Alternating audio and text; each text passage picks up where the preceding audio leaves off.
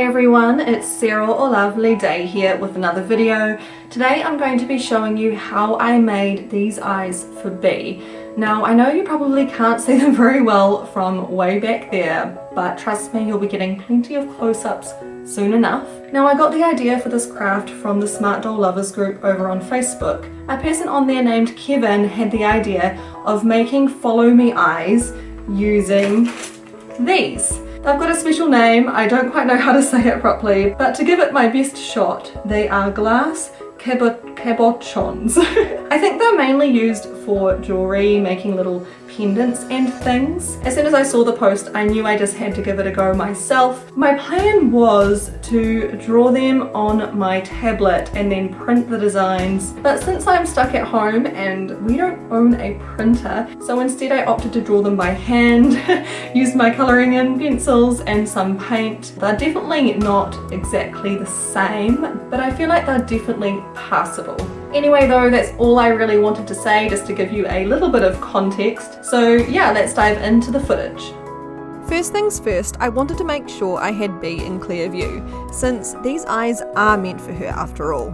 I also wanted to have a look at the eyes I already have in order to get a better appreciation of the size I need to stick to. I'm pretty certain that oval-shaped irises will work best for follow me eyes, especially considering the size of these glass domes. I start by tracing around the outside of one of the domes to mark the area I need to work inside. I drew a few just in case something went wrong and I needed to start again. Using Bee's original eyes as a guide, I lightly sketched what would be the outside of the irises. I had a Pinterest board of different anime eyes to help inspire me too.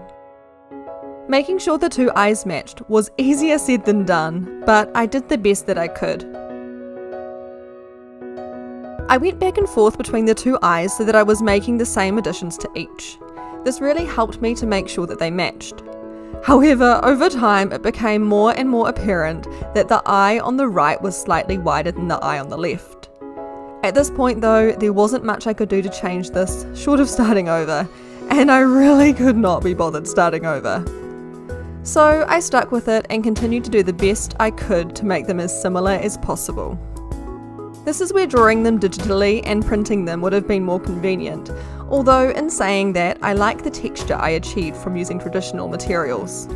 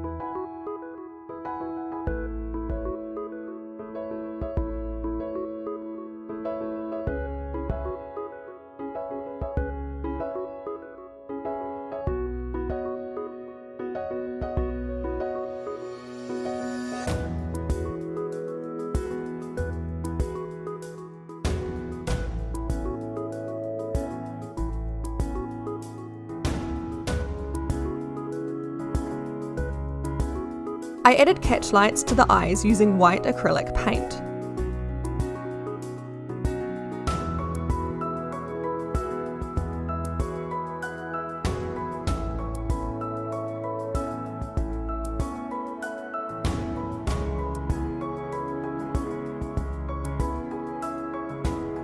I then decided to paint over the whites of the eyes with paint too, since the paper was more of a cream than a white. Unfortunately, my pencils had reached their limit, which meant if I wanted to build on the colours even more, I needed to use paint. I wasn't against this, although it did seem a bit silly to cover the work I'd previously done. On a whim, I used some silver and gold metallic paint. From where I was sitting, I could hardly see the silver as I was applying it, but looking at the footage now, wow, it is really reflective. I used a combination of blue, red, purple and black paint to further darken the top of the eye, whilst keeping the bottom relatively light.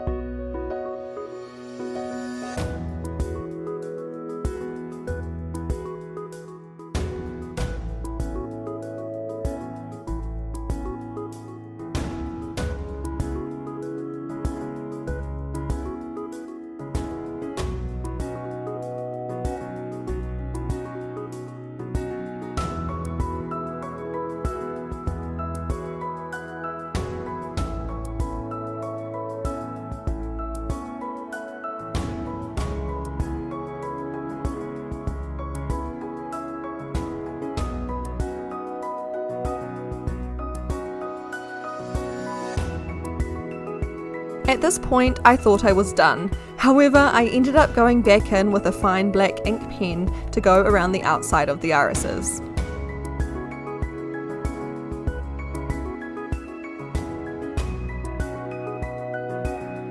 A quick test by laying a glass dome on top, and I think they're looking pretty good. I carefully cut out the eyes and make sure they are just the right size.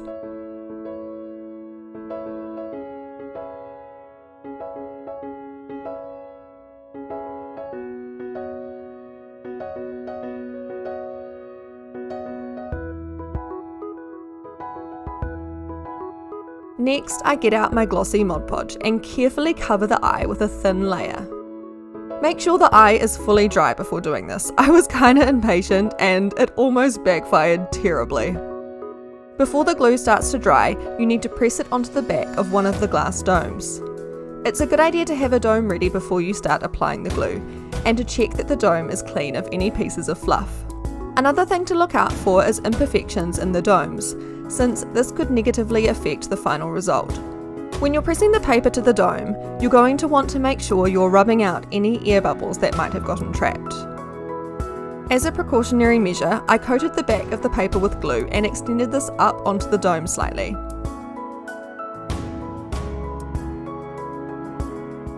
Once they're dry, you're done. Now for the moment we've all been waiting for. Let's see what they look like in B.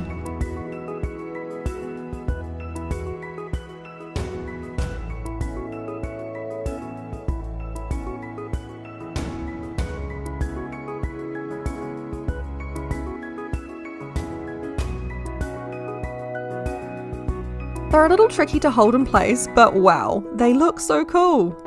They definitely have a follow me effect too.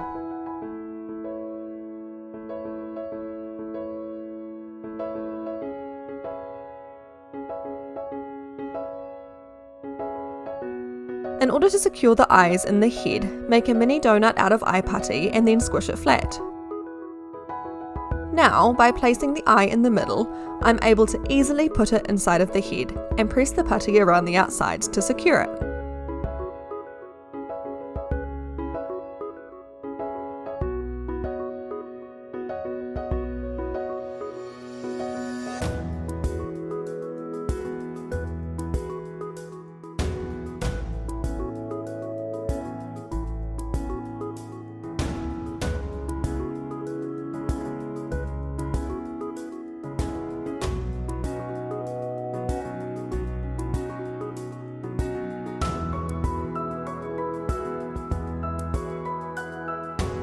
It takes a bit of finagling to make sure the eyes are positioned correctly, but soon enough they are exactly where I want them. My ring light is making it tricky to see them properly, so I switch it off to get a better look.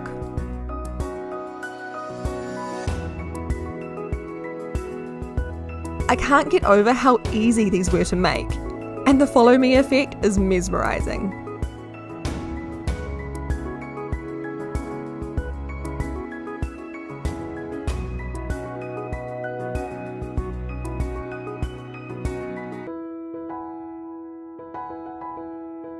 Enough playing around though, let's put B back together.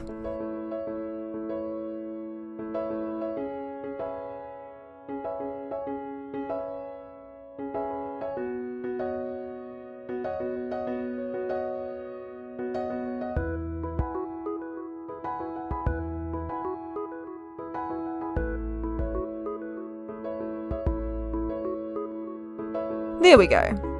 Question is, are these eyes the eyes for B? I suppose only time will tell. I can't even begin to express how excited I am about these eyes.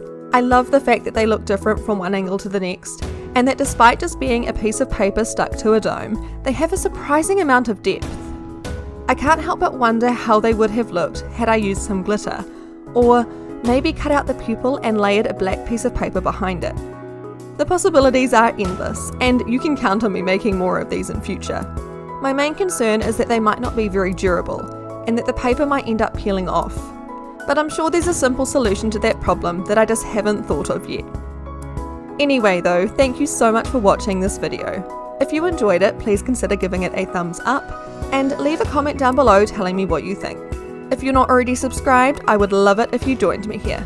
I upload a new video every weekend. And if by some chance you're not sick of me yet, then come visit me on Twitch. If you're watching this video soon after it comes out, chances are I'm live right now. Thank you so much for watching, it has been Lavily, and I'll catch you in another video sometime soon.